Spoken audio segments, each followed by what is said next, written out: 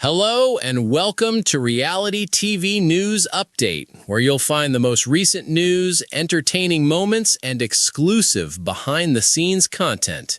When they arrived in Fiji to participate in the landmark season of the ultimate reality competition show, the cast of Survivor 50 couldn't wait to get started playing. As our all-access deep-dive cover story demonstrated in great detail, their game faces were firmly fixed and they were eager to get started. Entertainment Weekly made the decision to accommodate these returning all-stars because they were so eager to start playing well before the Feb 2 CBS premiere. And exactly how did we accomplish that? By requiring them to remove their first player from the game by vote. I know, diabolical. Even required them to do so on official Survivor parchment. In our defense, they ought to have known it was coming if they did their homework. After all, it's an EW custom to do it every season with returning players. Therefore, we have all the information you need to determine who was aiming whom at the start of the game. To see the entire cast of Survivor 50 cast their very unofficial first vote, simply watch the video at the top of the post. Who says, "I'm voting you off because at the airport you took the stairs instead of the escalator, and we all judged you for it," when voting out a confirmed legend of the game? It should be noted that this is not the first time a Survivor player has judged another for using the stairs rather than the escalator at the airport. Savvy Survivor 45 viewers will remember Hannah Rose as the source of this incident. Q Burdett is the next one. In our cover story, Q made a lot of noise talking about D. Valadares's feat, and he isn't done yet, not even remotely. Prepare yourself. Also, be ready for some unexpected events. When asked, "I think Joe is the best positioned player coming into season 50, which player votes? Who attempted to oust a player who hasn't even played this season? And who specifically has Christian Hubicki identified as possessing everything in this game to win?" This is your official starting point if you want to know who was after whom before the game even started. Watch the Survivor 50 cast begin eating their own food in the video at the top of the article to enjoy all the drama and possibly even take a shot at an intrepid EW reporter along the way. Do you want to be informed about everything Survivor? Dig deep and sign up for Entertainment Weekly's free Survivor Weekly newsletter to have all the latest news, interviews, and commentary sent right to your inbox. Check out the original Entertainment Weekly article. The flames of the torches flickered in the warm island breeze like nerves ready to be tested after being lit long before the sunset. The first tribal council held more weight than usual on Survivor 50, a significant season commemorating 5 decades of blindsided alliances, broken promises, and blindsides. Knowing that history frequently began with a single vote, legends, beloved by fans, and eager newcomers sat side by side. The tone was clear from the beginning of the episode. This was not a trip back in time. The actors were ready to play brutally in the present to honor the past when they arrived on the beaches. Old school meets new era. With a distinctive challenge and a familiar smile, host Jeff Probst greeted the castaways. He stated, "You're here because you represent Survivor at its best. However, someone becomes the first chapter in the story this season tonight." Each of the 3 groups of 6 tribes had been dropped on separate beaches, each with the intention of testing a different aspect of survival. One beach provided ample fishing opportunities but limited shelter. Another said they had a solid cave with no food. Players were tempted to believe they had luck on their side. By the third, a mix of the two. That illusion vanished quickly. Within a matter of hours, whispers of strategy filled the camps. First-timers attempted to read faces they had only seen on television, while veterans compared notes on how the game had developed. Even on Survivor 50, no one wanted to be the first boot. Camp's earliest cracks. Apparently, strength was the currency of the day on the Red Tribe. A dominant physical rival quickly took over building the shelters with military precision. Some appreciated the clarity. Some took offense at the tone. One returning player confided in a confessional, "I didn't come back to be told what to do. It's day one. You pay the price if you push too hard." Chaos presented a different challenge for the Blue Tribe. No one wanted to lead, everyone wanted to play. Plans changed mid-sentence, tasks were half done, and patience waned. As it happened, a hushed strategist recorded his observations like ammunition. Meanwhile, the Green Tribe appeared to be in harmony. As they built a shelter together, the camp was filled with laughter, but the smiles concealed calculations. Peace was unreliable during this time. The first obstacle to immunity. The initial immunity challenge was a harsh start. Tribes raced through a series of challenges, including dragging heavy crates through the sand, navigating balance beams, and completing a puzzle that resembled earlier Survivor designs. The Red Tribe had physical dominance at first, but they faltered at the puzzle. While the Blue Tribe struggled to find rhythm, the Green Tribe surged ahead with calm communication. It came down to seconds in the end. The Green Tribe secured immunity by locking in the final piece and cheering loudly. The Blue Tribe was left in the position of facing the first Tribal Council of Survivor 50 when the Red Tribe eventually defeated the Blue Tribe. There was silence on the way back to camp. The sound of each step was louder than it should have been. Tribal before scramble. The game picked up again at the Blue Tribe's beach. Conversations were interspersed. Alliances emerged and dissipated simultaneously. One player, a veteran favorite with devoted fans, became a target right away. A younger competitor whispered, "They're likable, but likable people win. Not under my control."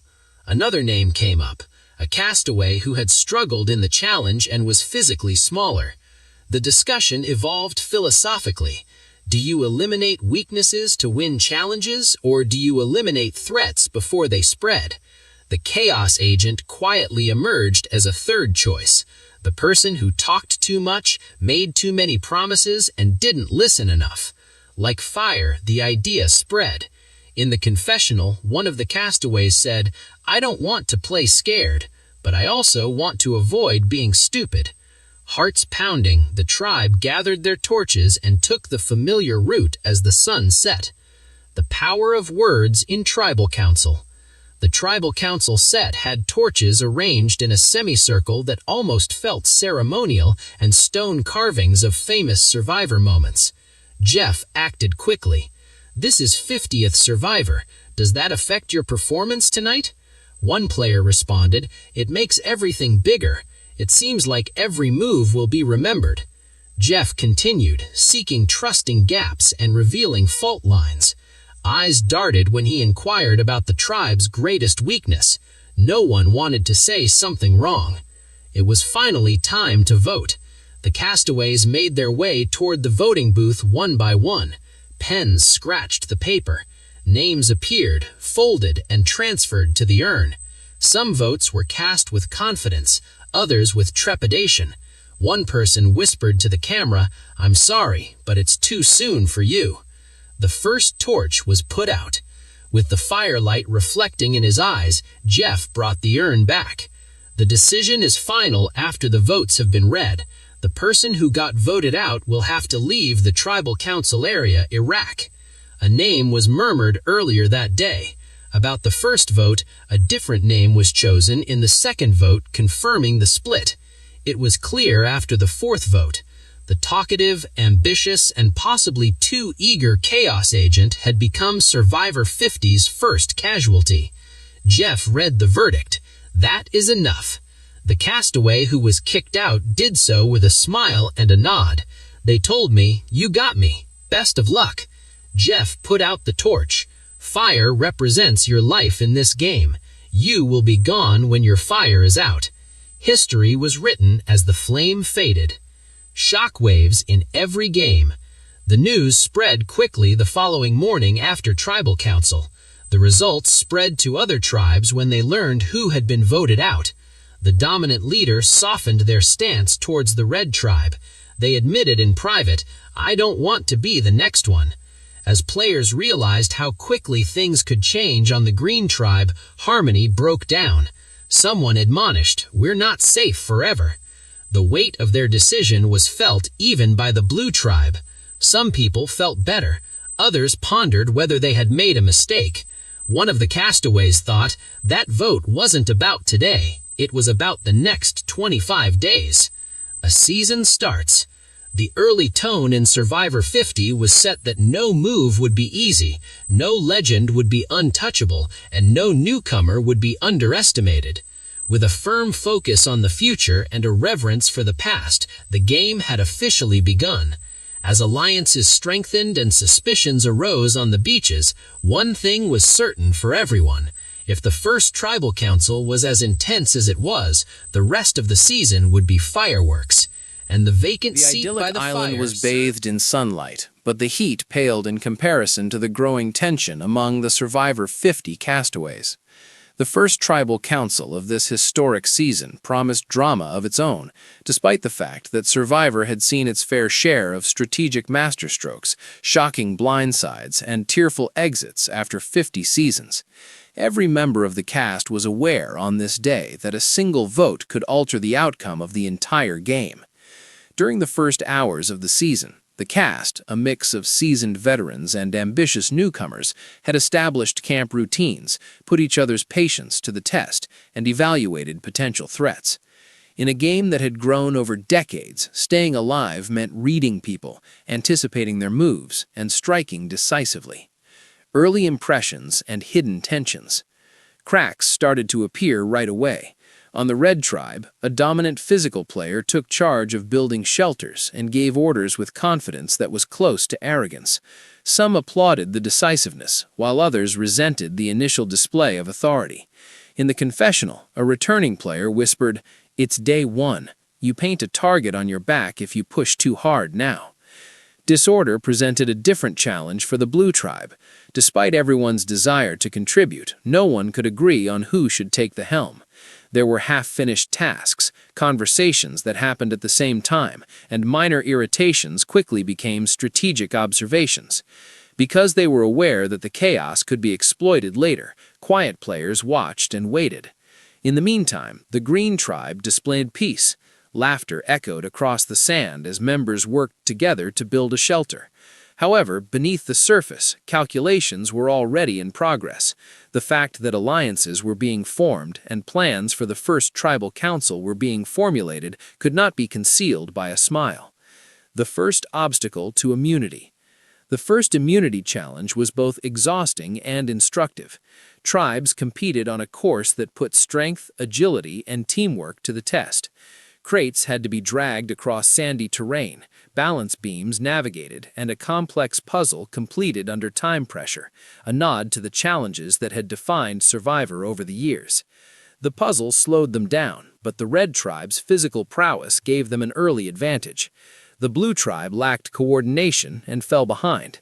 The Green Tribe, on the other hand, finished first thanks to their steady hands and calm communication, granting their members immunity. They would have to face the first tribal council of Survivor 50 because the Blue Tribe finished last. Pre-tribal council tricks. The atmosphere at the Blue Tribe camp was one of intense anticipation. Players began to identify who they perceived to be the weakest or most threatening as the conversation shifted to survival strategies. A respected older returning player became a target because he was perhaps too visible. One younger competitor commented, "People will protect them because they're too likable." Another possibility surfaced, the physically weaker player who struggled during the challenge. But an unexpected contender emerged, the talkative, chaotic castaway whose energy and boldness had rubbed some tribe members the wrong way. A contestant in the confessional said, "All of us want to make the right move, but no one really knows what that is yet." Every whisper and sideways glance carried the weight of potential betrayal, and the tension was palpable. The tribal council starts. The castaways made their way toward tribal council as night fell. Torches lined the sand, and stone carvings reminded everyone that they were a part of a legacy that spanned 50 seasons. The setting was a striking tribute to the show's history. The tribe was greeted by the steady, familiar presence of host Jeff Probst. He declared, "Tonight, someone becomes the first to leave Survivor 50. The story of this season will be shaped by your vote." The questioning began, which consisted of both direct confrontation and subtle inquiry. Jeff inquired about the behavior of individual players, as well as the tribe's strengths and weaknesses. The intruders responded with care, weighing their words, avoiding blunders, and attempting to ascertain the intentions of others. The vote. The tribe fell into silence when it came time to vote. With a mixture of dread and determination, each member folded the vote and wrote down a name before dropping it into the urn. Plans that had been whispered about in earlier conversations were confirmed by some expected votes.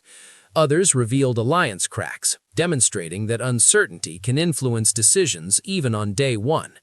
"I'm sorry," said one castaway as he nervously moved toward the urn. "It's not about me, but it's the game."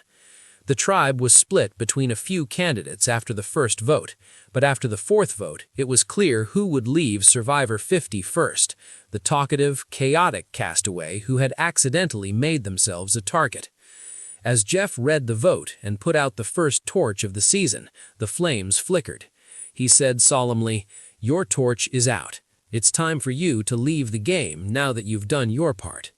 Despite his disappointment, the eliminated player managed to maintain a composed smile by nodding.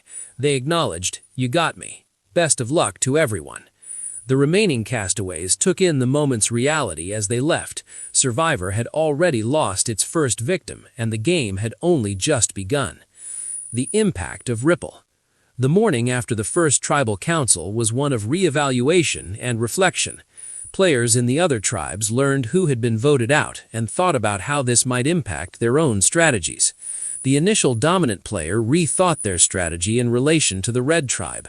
They acknowledged in the confessional, "I need to be strong, but not threatening." Despite their continued harmony, the Green tribe acknowledged that complacency can be costly. The Blue tribe struggled with their mixed emotions, plagued by relief, uncertainty, and the persistent worry that they might have misjudged their vote. "Simply put, the first vote sets the tone, but it does not define the season," said one castaway. "We only have 39 days to show who belongs here." A new season in full swing. The first vote of Survivor 50 was more than just a removal. It was a declaration.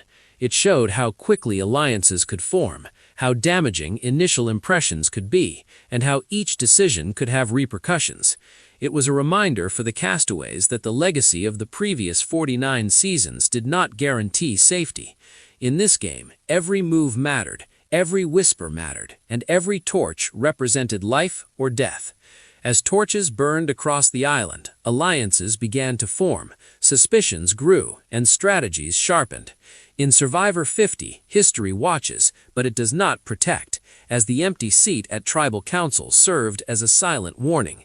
The stakes were higher, the players were hungrier, and the blindsides were more memorable than ever before. One thing was also abundantly clear as the sun rose over the island.